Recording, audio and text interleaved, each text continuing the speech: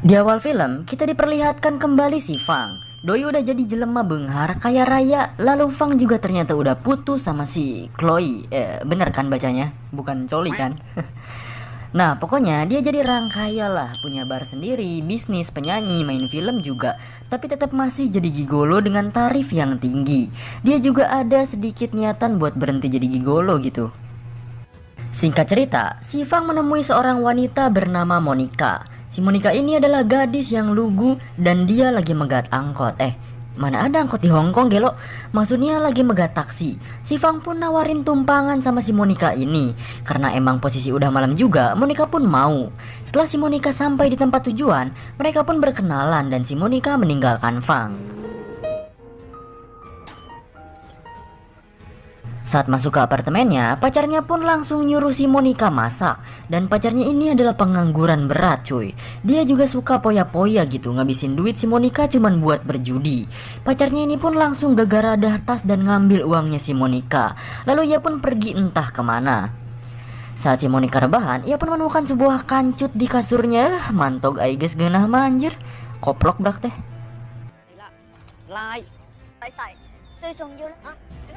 Keesokannya, Monica dan temannya bernama Susi telah selesai bersyuting. Seseorang pun datang memanggil Susi. Ia bernama Yitung. Nah, si Yitung ini adalah mucikari gitu. Ya semacam itulah.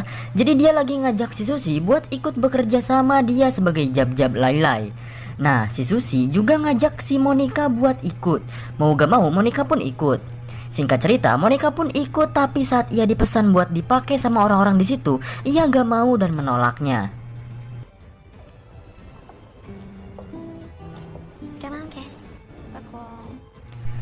Si Monica pun bertemu dengan Fang di kapal itu. Mereka pun mengobrol. Saat enak-enak ngobrol, ada pesan dari HP-nya si Monica. Katanya emaknya pingsan dan harus masuk rumah sakit.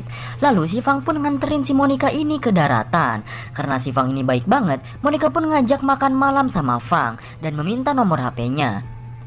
Monica pun berbicara sama saudara-saudaranya untuk membicarakan ibunya yang sakit. Tapi saudara-saudaranya ini malah gak peduli dan memilih untuk pergi saja. Akhirnya cuman si Monica yang menunggu ibunya saat itu.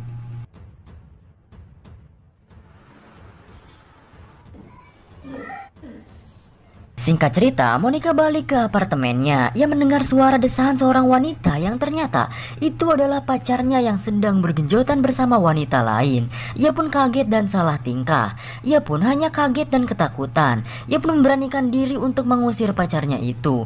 Pacarnya malah minta $30.000 supaya bisa berangkat. Ia pun langsung mendagorkan botol ke kepalanya. Pacarnya pun langsung kabur dengan keadaan bugil cuy. Di bar, si Fang lagi santuy dan kebetulan ada teman gigolonya. Saat enak-enak santuy, ada seseorang yang menemui Fang. Seseorang itu bernama Isabel dan meminta tolong ke si Fang untuk bisa menikmati seks yang sebenarnya, tapi tanpa menjebol gawang suci alias keperawanannya, karena dia akan menikah beberapa bulan lagi dan cuman pengen calon suaminya doang yang boleh mencoblos liangnya. Dan si Fang pun mencoba untuk membantunya si Isabel ini.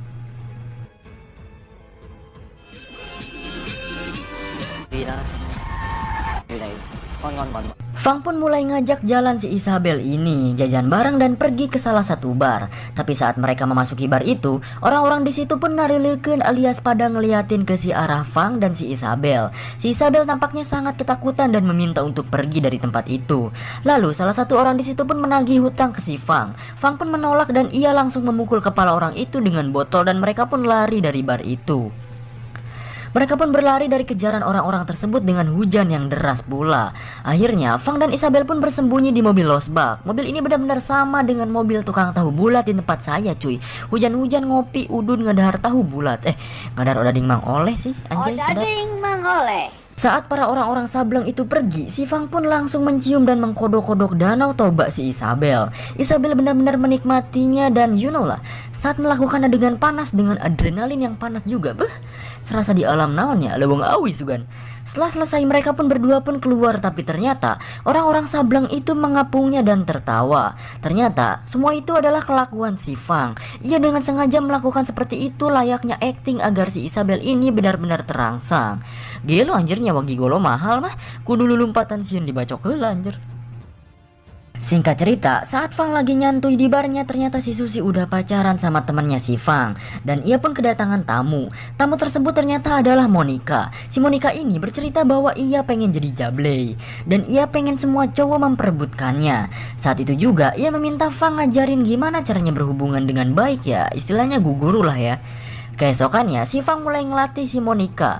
Ia menceritakan sejarahnya, nonton filmnya, bahkan sampai belajar ngebejek cuy. Singkat cerita, saat mereka berdua berolahraga, tampaknya si Monica melirik-lirik Fang dan memiliki perasaan. Si Monica pun telah belajar banyak dari si Fang dan Monica ngajak Fang buat makan malam. Fang pun nanya soal latihan mendesahnya. Lalu si Monica pun mempraktikannya. Ia pun mendesah sampai si Fang malu dan hendak pergi. Semua orang di tempat itu pun melihat mereka. Bahkan Chef Juna pun sama. Setelah pulang, si Monica pun sangat senang dan bahagia ada di samping Fang. Saat ia hendak menciumnya, Fang langsung menjauhkan bengetnya dan si Monica langsung awkward.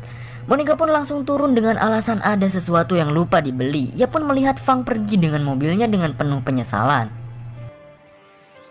Singkat cerita, si Monica pun ke rumah si Fang. Tapi saat sampai rumahnya, ia melihat seorang wanita masuk bersama si Fang. Ia pun langsung terdiam. Wanita tersebut ternyata adalah si Isabel. Dan si Isabel datangnya hanya untuk meminta digenjot sama si Fang. Padahal dia mau nikah loh seminggu lagi. Tapi si Isabel tetap memaksanya. Keesokannya di tempat obrolan cewek si Hitung, para jelema benghar pun memilih cewek satu-satu. Salah satu jelema benghar pun gak milih siapa-siapa karena menurutnya cewek si Hitung itu-itu aja dan membosankan. Ia pun pergi ngelain tempat.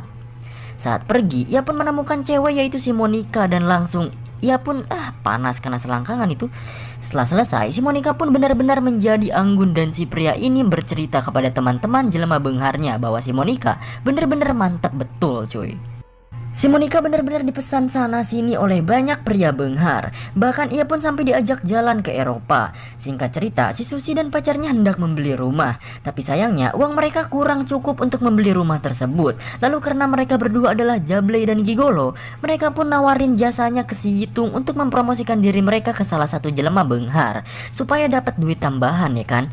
Yitung pun membawa mereka ke salah satu pasangan jelema benghar yang bernama Big Dog. Di lain tempat, si Monica ngajak gurunya alias si Fang dinner lagi. Bahkan sampai ia memesan kafenya. Ternyata si Monica pun nagih ujian akhir sama si Fang. Ujiannya yaitu bergenjotan. Dan akhirnya si Monica dan Fang pun berencana untuk menikah karena saling mencintai. Di lain tempat, Susi dan pacarnya pun mulai bekerja di rumah si Big Dog. Ternyata si Big Dog dan istrinya pun malah melakukan BDSM dan membuat Susi dan pacarnya meninggal dunia. Saat bangun tidur, Monica dan Fang melihat berita mengenai peristiwa kematian mereka berdua. Alangkah ruasnya mereka. Singkat cerita, si Monica menemui si Yitung yang lagi merekrut jablay baru. Tapi ternyata itu adalah rencana mereka berdua untuk membuka Yitung buka mulut agar tahu bahwa awalnya dia yang memanfaatkan si Susi dan pacarnya.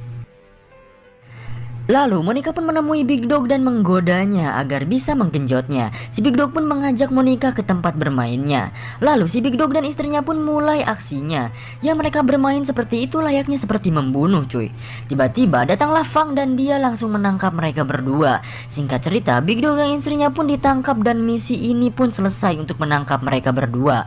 Fang dan Monica pun benar-benar bahagia dan akan menjalani pernikahan dengan waktu yang sangat dekat. Sedangkan di lain tempat, setelah Isabel menikah dengan suaminya, ia pun mengatakan bahwa dirinya sudah hamil. Dan suaminya pun langsung menabok Isabel karena suaminya telah disterilkan sejak lama. Jadi anak tersebut anak sah anjing. Di lain tempat, Fang dan Monica sedang melaksanakan pernikahan dengan bahagia. Saat si Fang sebat santuy, suaminya si Isabel pun datang dan menyuruh anak buahnya membunuh Fang. Di sini tragis banget men. Si Monica lagi bayangin masa depannya sama si Fang, tapi malah modar anjir si Fangnya di sisi jalan dengan tubuh yang penuh tusukan. Dan film pun tamat cuy.